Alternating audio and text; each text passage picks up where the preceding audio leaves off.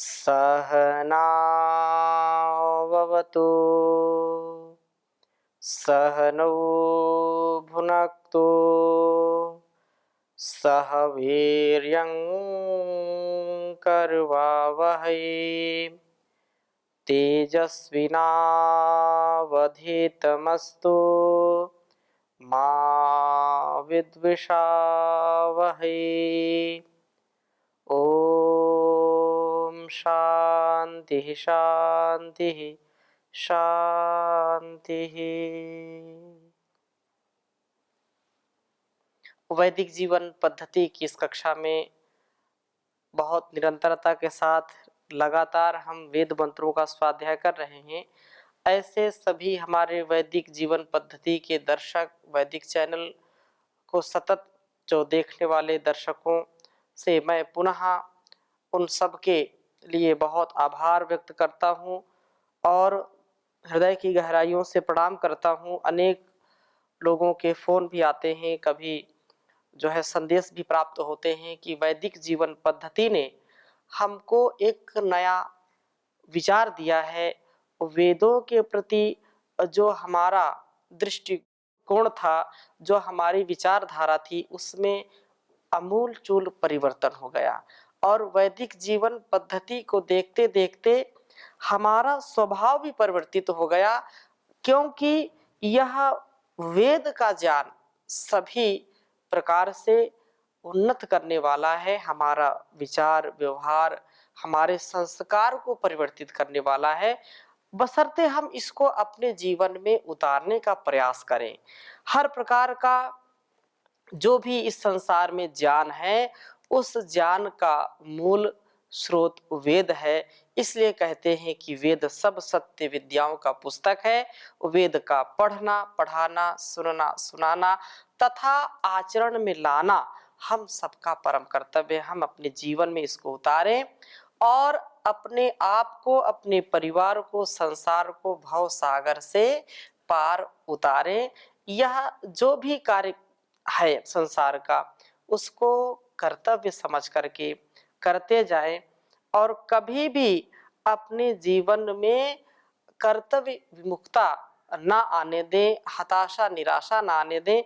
यही इस जीवन की सद्गति है, जीवन का साफल्य है।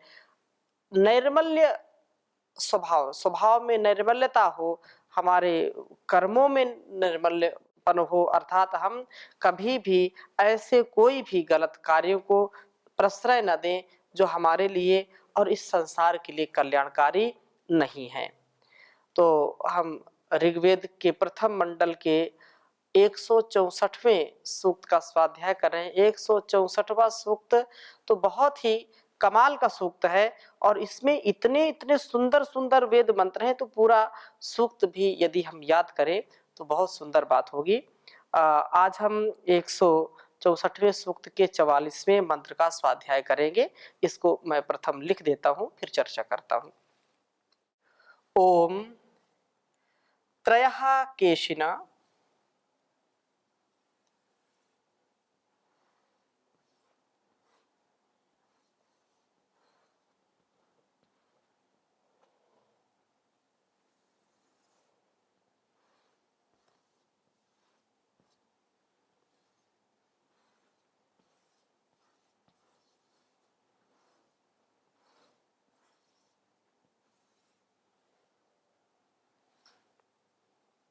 ऋतुथा विचक्षते।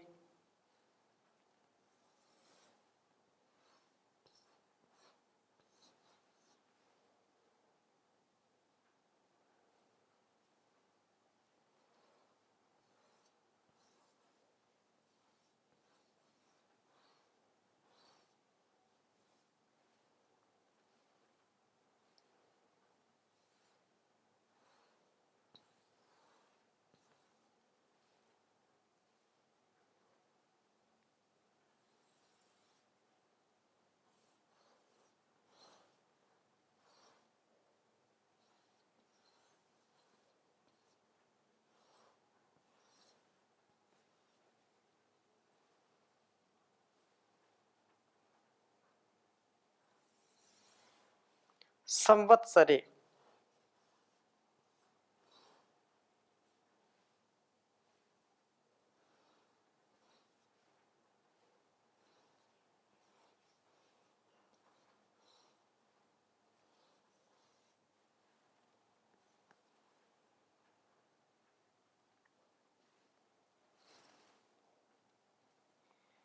वपत एक येषाम्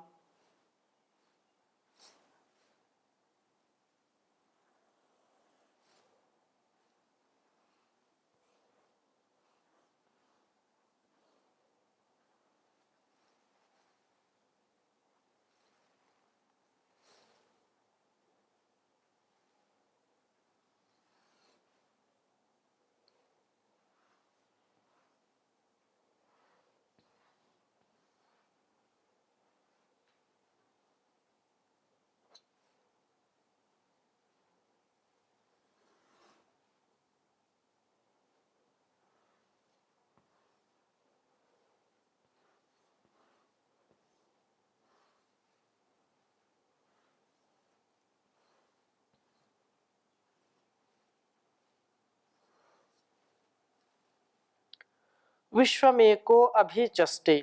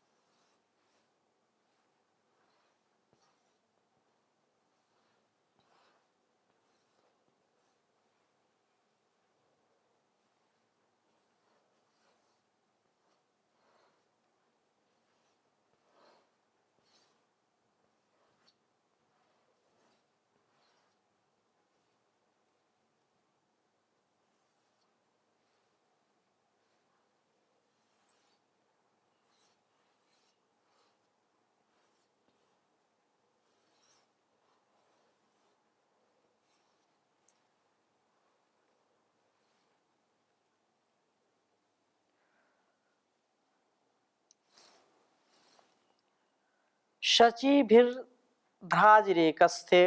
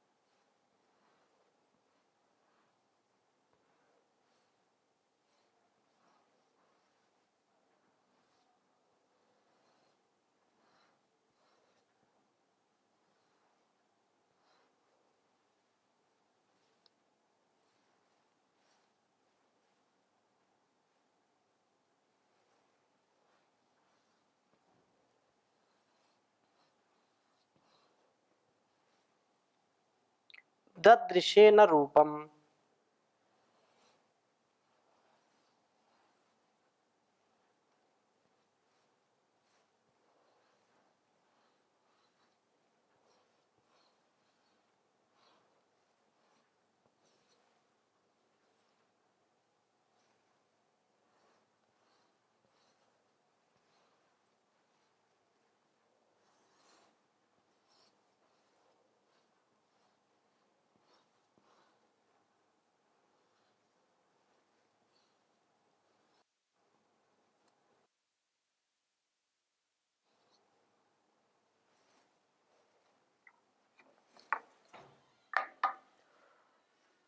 ओम त्रयः केशिना ऋतुथा विचक्षते संवत्सरे वपत एक एषाम्।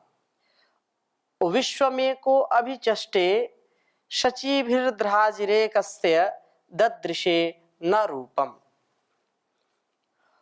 ओम त्रयः केशिना ऋतुथा विचक्षथे संवत्सरे वपत एका एषां विश्वमेको अभिचष्टे शचीभिर्ध्राजिरेकस्ते ददृशेन रूपम्। ओम त्रयः केशिना ऋतुथा विचक्षते संवत्सरे वपत एक एषां विश्वमेको अभिचष्टे शचीभिर्ध्राजिरेकस्य ददृशेन रूपम्। वेद मंत्र के अभिप्राय को समझने का प्रयास करते हैं। कहा है त्रयः केशिना, तीन केशिना, काशनाद वा प्रकाशनाद वा।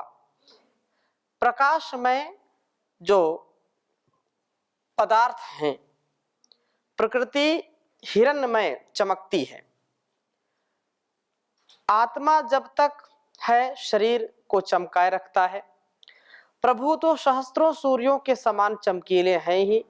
ज्ञानी लोग छोटे उक्षाओं को ऋतुथा ऋत प्रकाश के अनुसार अर्थात जितना जितना इन पदार्थों का ज्ञान संभव उतना उतना विचक्षते बतलाते हैं। ये ज्ञान सूर्य अपने शिष्यों को ज्ञान देकर के परिपक्व करते हैं। संसार की जो भी वस्तुएं हैं, पदार्थ हैं, उन वस्तुओं उन पदार्थों में हम आकर्षण देखते हैं, आकर्षण से युक्त होती हैं वे वस्तुएं, हिरण्मय हैं। और ये सदा परमात्मा की व्यवस्था में जब तक हम हैं तब तक तो ये आकर्षण हमको खींचता ही है। परमात्मा की व्यवस्था में हम अपने को रखते हैं तो अनुशासन भी बना रहता है।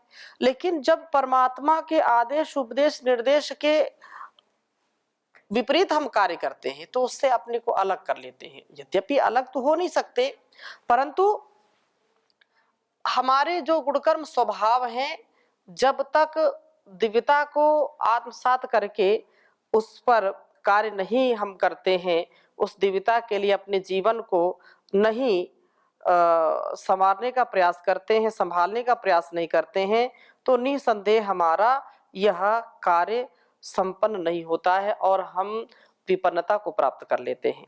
विपन्नता हमारे भावों की, विपन्नता हमारे स्वभाव में, हमारे गुणकर्म और सारे जो क्रियाकलाप हैं उनमें हम दारिद्र्य को आमंत्रित कर देते हैं। दरिद्रता हमको मिलती है, हमारे विचारों में विशालता नहीं रहती, हमारे कार्यों में विशालता नहीं रहती है। जब हम अब उस प्रकाश से अपने आप को प्रकाशित करते हैं तो यह दरिद्रता, यह संकीर्णता विशालता में बदल जाती है, दारिद्र्य हट जाता है और हम संपन्न हो जाते हैं, परिपूर्णता को प्राप्त होने लगते हैं। तो क्योंकि ये संसार का जो चकाचौंध करने वाला व्यापार है, इस व्यापार से हम बचें। हिरण्यमयेन पात्रेण सत्यस्यापिहितं मुखं तत्त्वं पूषन् अपावृणो सत्य धर्माय दृष्टये। सत्य के लिए, तथ्य के लिए हम अपने आप को तैयार करें, अपने आप के जीवन को तैयार करें। तो यहाँ पर ये कहा है, और कहा है कि एषाम एकहा, इन तीनों में से एक अर्थात प्रकृति संवत्सरे उचित काल में वपते बीजों का संतान करती है।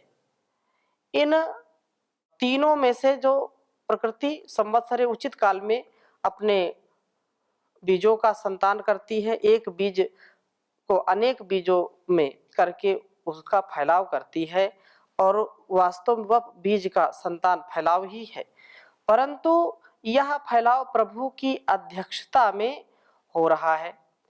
एक अद्वितीय प्रभु शची भी अपनी विविध शक्तियों से विश्वम, इस सारे संसार को, ब्रह्मांड को अभी चष्टे देख रहा है। प्रभु की अध्यक्षता में प्रकृति के फैलाव में गलती नहीं होती, कहीं पर त्रुटि नहीं होती है, क्योंकि उसका सामर्थ्य इतना विराट है कि कहीं इसकी कोई भी गुंजाइश ही नहीं है, कहीं कोई भी अवसर ही नहीं है कि त्रुटि हो जाए।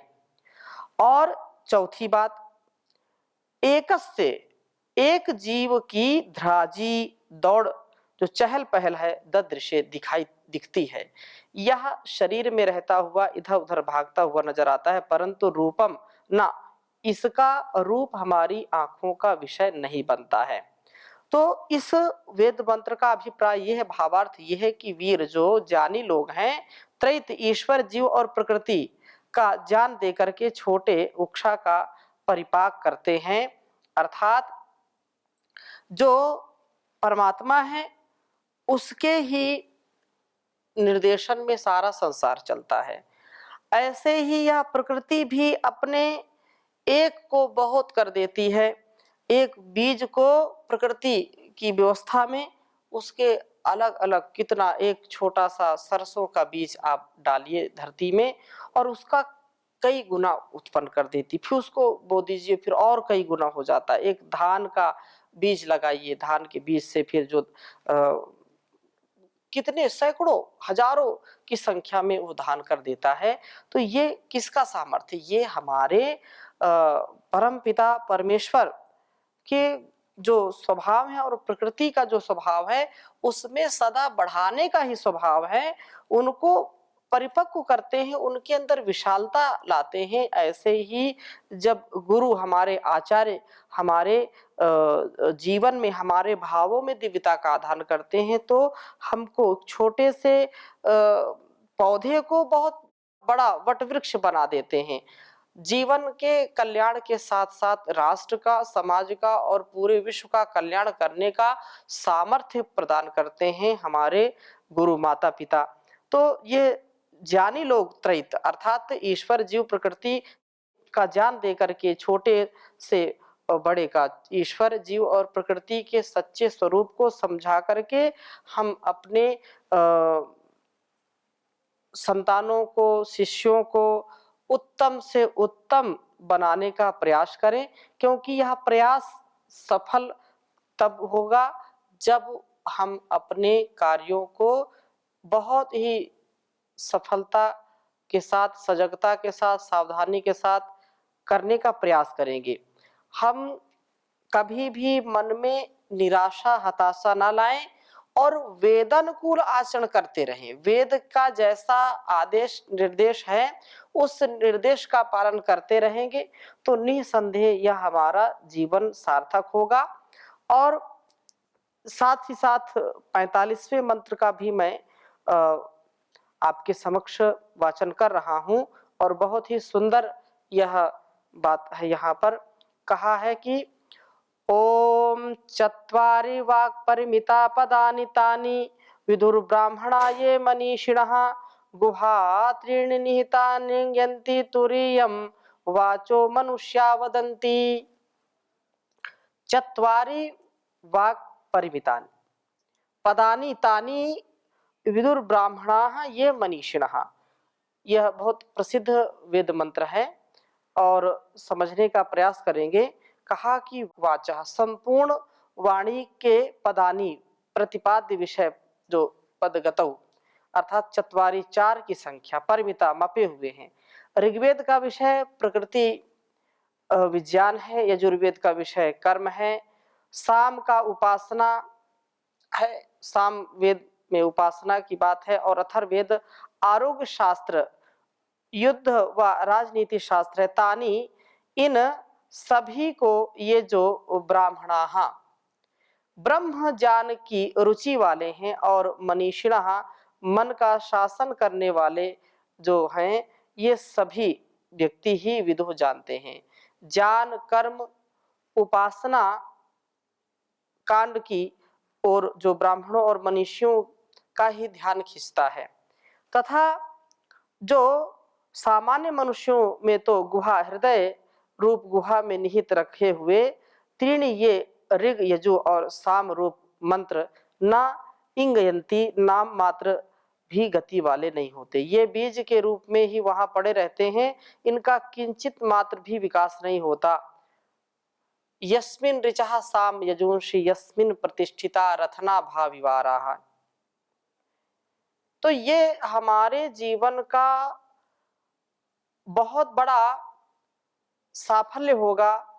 हम अपने जीवन को सार्थक करेंगे जब हमारे मन में जो ज्ञान है, जिस शिव संकल्प से युक्त, कल्याणकारी जो विचारों से युक्त, मंत्र के साथ युक्त हमारा यह अस्तित्व ऋग्वेद, यजुर्वेद, सामवेद, अथर्ववेद के जो आदेश, उपदेश, निर्देश है, उनको हम अपने जीवन में उतार करके वैसा जीने का प्रयास करेंगे तो निसंदेह बहुत ही सार्थक हमारा जीवन होगा। तो इस प्रकार से ना जो इसको नहीं जानते, नहीं समझते, उनको वेद के मंत्रों का भी स्वाध्याय कराए, वेद सुनाए भी, तो भी उनको प्रभाव नहीं पड़ता, क्योंकि उनके अंदर जो विचार हैं सदकर्म के, सद्धर्म के, सद्विवेक के, सेवा सत्कार के बीज तो पड़े ही हैं, फिर भी वो उसका आचरण नहीं करते, अर्थात अपने मन, वाणी और व्यवहार में उसको उतारते नहीं हैं, तो वो कभी भी इस ज्ञान से लाभ नहीं पा सकते हैं। और कहा है कि मनुष्य तो सांसारिक जो मनुष्य वाचा वाणी के तुरीयम चतुर्थांश को ही वदंती उच्चारित करते हैं।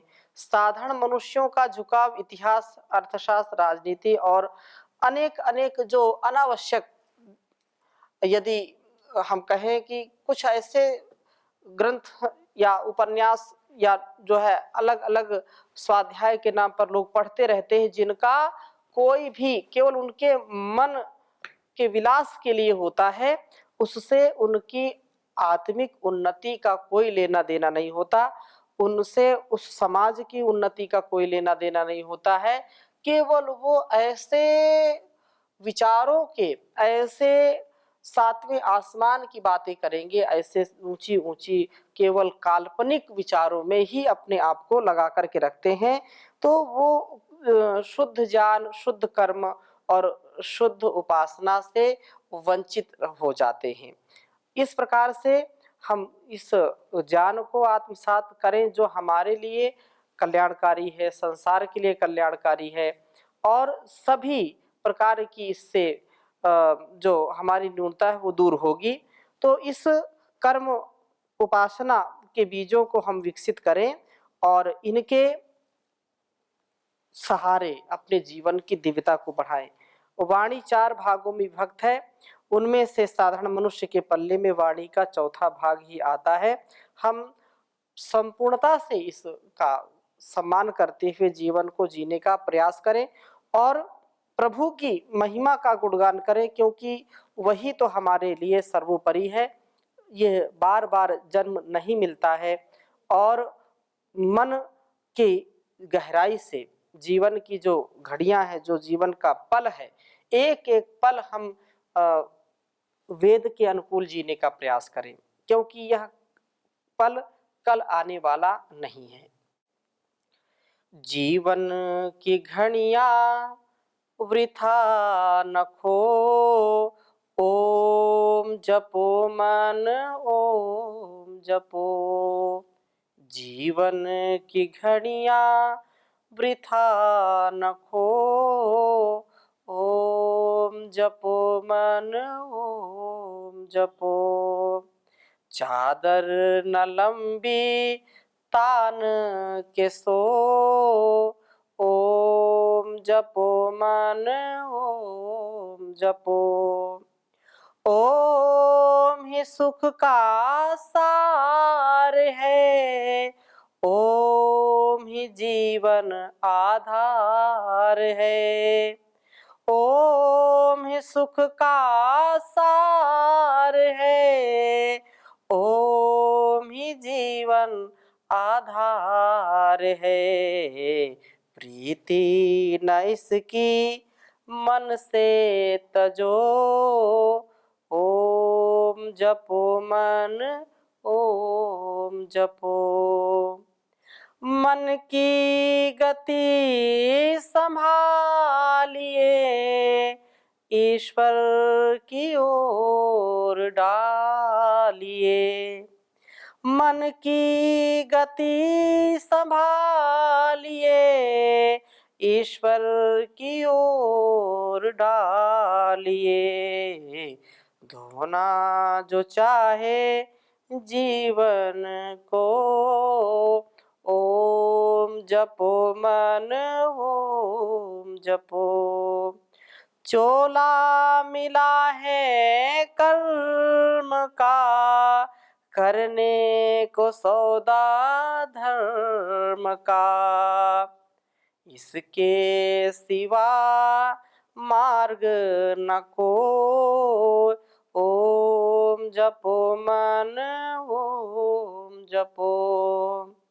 साथी बना ले ओम को, मन में बसा ले ओम को। अंत में क्यों भाग्य को रोए, ओम जपो मन ओम जपो। जीवन की घड़ियां वृथा न खो, ओम जपो मन ओम जपो। ओम जपो मन ओम जपो। ओम शांति शांति शांति।